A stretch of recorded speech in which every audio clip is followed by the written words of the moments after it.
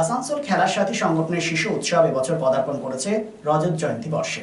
15, 16, 17 তারিখে থাকছে নানাবিধ কর্মসূচি। জাতীয় পতাকা উত্তোলনের মধ্য দিয়ে শুরু হয় তাদের অনুষ্ঠান পর্ব, স্বাস্থ্য শিবির, রক্তদান শিবির, সঙ্গীত, নৃত্য, যোগব্যায়াম প্রদর্শনী, নাটক। এছাড়াও রয়েছে বিশেষ আকর্ষণ দোহার সঙ্গীত সন্ধ্যা।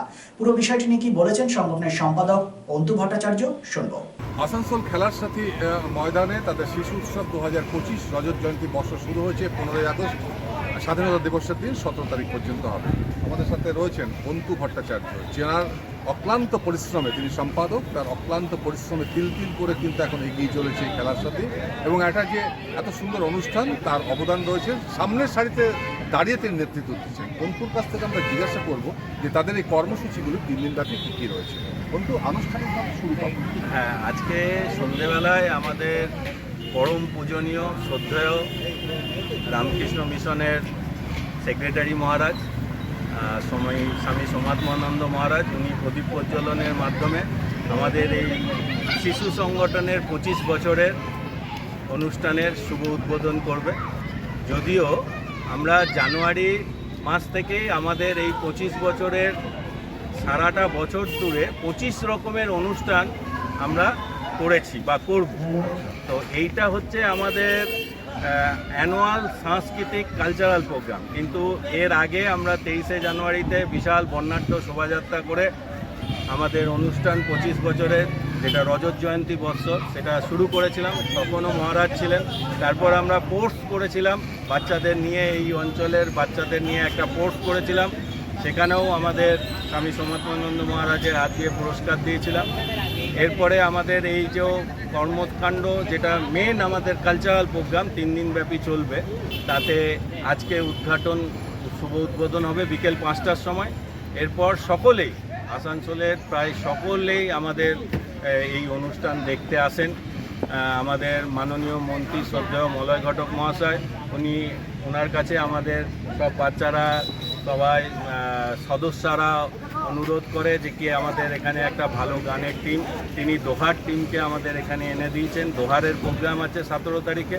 আর খেলার সাথীর মাঠে শুধু বাচ্চারা নয়, এখন বাচ্চাদের সঙ্গে সঙ্গে যারা খেলার সাথীর গার্জেন ছিল, বাচ্চাদের নিয়ে খেলাতে এসেছিল, তারাও এখন বিশাল বড় 25 জনকার একটি টিম, তারা সঙ্গীত পরিবেশন করবে, তারা আলিবাবা 40 চোর নাটকটা করবে।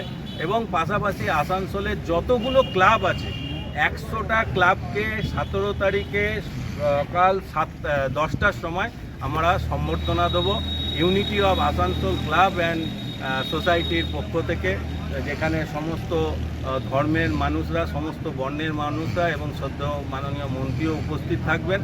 সমস্ত ক্লাবগুলিকে আমরা সম্বর্ধনা দেবো, এবং পাশাপাশি 2টো করে গাছ, যাতে আসানসোল আসান গাছে ভরে যায় এবং বিভিন্ন জায়গায় আসানসোলের পরিবেশ যাতে শুধু কয়লার বেল্টের খনি অঞ্চলের পরিবেশ হয়ে না থাকে, যাতে এখানে সুস্থ সংস্কৃতি হয়, যাতে এখানকার মানুষের সাংস্কৃতিক চেতনা আরও উঁচুতে নিয়ে যাওয়া যায়, তার জন্য খেলার সাথী চেষ্টা করছে, প্রয়াস করছে। আসানসোলের সকল মানুষকে নিয়ে, সকল ক্লাব, সকল সংগঠনকে নিয়ে আমরা হাতে হাত মিলিয়ে 25 বছরের রজত জয়ন্তী পালন করি।